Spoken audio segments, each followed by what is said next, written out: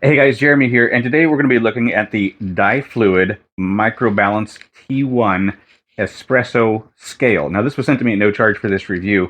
I'm going to do my best to show you the features that are available on this. This is a pretty technical scale, and so we're just going to go through my process. I'm not going to be able to show you everything because I don't have a refractometer, so I'm not going to be able to give you the percentage of extraction that I'm getting out of my espresso beans. So I'm not going to be able to do everything that this offers, but I will show you some of the features that I use, and they're just going to be basic features that maybe you can use as well. And then if you have some of the other products that are available from Difluid, then perhaps you can have your beans, you can have your grinder, you can have your scale, you can have your espresso machine, you can have your refractometer, and all of those different things you can connect to the Difluid scale, or the Difluid app. So we're going to be looking at an app here in just a moment. But so this is rechargeable. You're going to be able to charge it with a cable, USB-C to a USB-A, and then just plug it into a wall adapter. Then once you have this charged up, you're going to long press it to power it on. Then typically what I do is I'm going to go ahead and weigh my beans, and I always weigh in grams. So I weigh 18 grams because I'm doing a double shot. So what I want to have is 18 in and then 18 out. So I am putting 18 grams into my portafilter, and then I'm grinding them, and I'm weighing it again. And you can see that I got 18 in and 18 out, which doesn't usually happen with too many grinders, but that's what we got. So I go ahead and I press my beans with my tamper here, and I do use a 25-pound tamper rather than a 30-pound tamper. And then I also put a puck screen over the top just so I get even water distribution. Now, I am not perfect at making espresso. I'm still learning this. So if you see something of value that could help you or maybe could help me, I'm open to constructive criticism. So go ahead and share that if you would like to. I've went ahead and I've got my espresso machine powered on, and this is the Califalon espresso machine.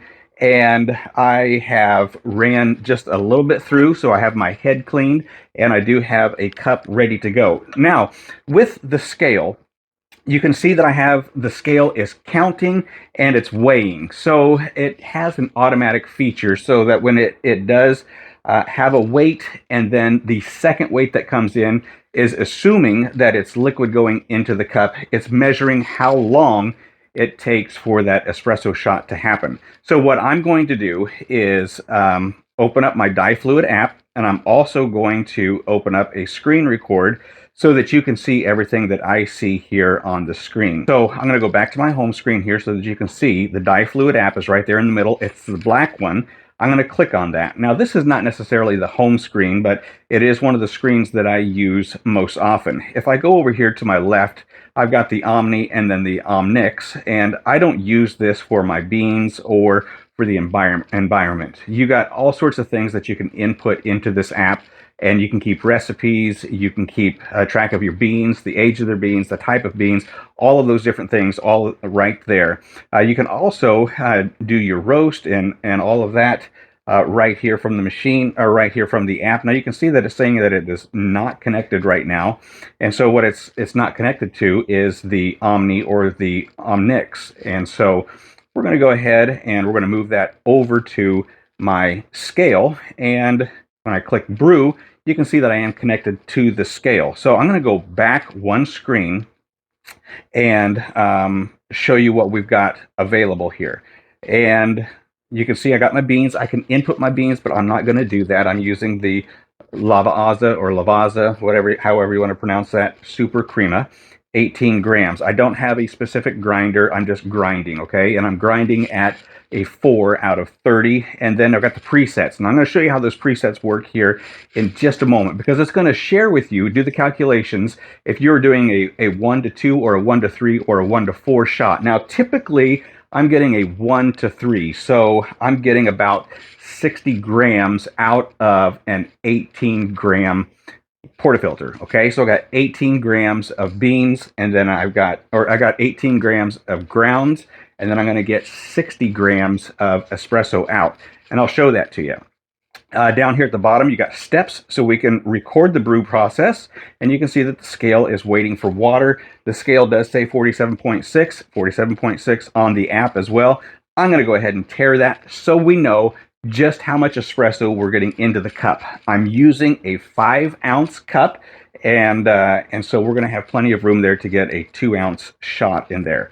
One more thing before we start our espresso is analyzing the brew. So we'll analyze that brew after we get done, and I'll show you how that works. As I said, there's a ton of features on this app. And one more thing before we start our brew. Down at the bottom, I'm going to go over to the Me, and then you see Bluetooth. This is where we're going to connect our Bluetooth, and I'm going to hit that because this is where I can turn on and off the auto feature. I will say this, the app, in my own personal opinion, is not real user-friendly. They have so much stuff in this that you've really got to try to track it down. And I don't find any instructions anywhere, so it's just a matter of playing with it and figuring it out kind of on your own. So I do apologize for that, but this is how you turn on your auto on and off. So you got that auto detect underneath the mode, underneath that green in the center, and so you can go off, on, or manual. And I like to have it on just because I think it's pretty handy. However, I don't use it as good as I should. All right, so now what we're going to do is we're going to go back and we're going to record the brew process. So what I'm going to do, I'm going to push my double shot, and then I'm going to push my timer. What I'm wanting to time here is the amount of time fluid is in the grounds as well as the fluid coming out. So what I want is a total time of just under 30 seconds. Now, some people are going to want about 25 to 30 seconds of when the espresso hits the cup. I want to have the time calculated when it first comes in contact with the grounds. Now, that's just up for debate. It's just my personal opinion, and so some people are just going to record what hits the cup. Some people are going to record once they push the start button. It's going to be about 7 seconds difference, up to 10 seconds, depending on how fine your grind is. Okay, so we're ready to go, aren't we? Now, what I want you to do is to zoom right in here, and we're going to watch the cup real close because I want you to see if I'm over extracting or under extracting. And then you're also going to be able to watch the scale as well. So I'm going to hit my double shot, and I'm going to hit my timer. And then there's the timer. That looks really deep and dark. And you can see my extraction rate. I'm getting about 2-3 grams per second, okay? 2.5 grams per second.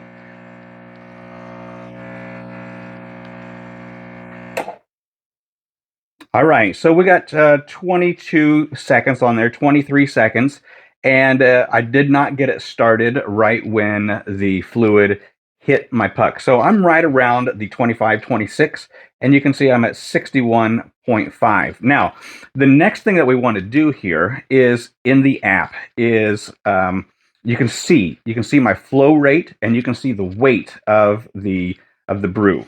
So I'm going to click done on the app, and then it says normal here. We're going to click done there as well. Now we come into that preset section, and I've got a dose of 18 grams, and I'm going to click done there. And I got 61.5 out. Does the math for you. 1 to 3. So 1 to 3.4, right around in that area. I'm going to save that, and then I can use that, and it's just going to plug it into a graph if I really knew how to use that, and if I had a refractometer. Now, the next thing I want to show you here just real quick is under the Me section. I want to go to the record, and these are all the recordings that I've had over the last week. So you can see my brew that I just had minutes ago was a 1 to 3.4. Now I can look at the process, and you can see how that flow rate went, and then I can analyze that. I can go back. This is the one that I had this morning. This morning I can check that process, and I can analyze that. So this morning, for some reason, the flow was just a little bit different, right? And now we're going to go back, and you can see it holds all of those recordings so that you can go back. You can make those fine-tune adjustments to get the best cup of espresso possible. Now, I don't have nearly as much crema as what I had anticipated. It does have a good color to it. You can see the dark, and you can see the light, and you can also see the bubbles. The bubbles, I believe, is when it begins to over extract. And so we are right there, fine line. I want to go ahead and give it a sample test to see what it tastes like here. I'm sure you know that when you do your sampling of your espresso, you want to go ahead and give it a mix, because you're going to get the over extraction, then you're going to get a medium body, then you're going to get the crema, and so you just want to make sure that you just mix all of this. And if it's going to be bitter, you're going to know that it's going to be bitter. If it's going to be sour, you're going to pucker. So the bitterness is going to leave a dry bit on your tongue. The sour is going to make you pucker, and then if it's just about right, then what you're going to get is a full-bodied cup of espresso.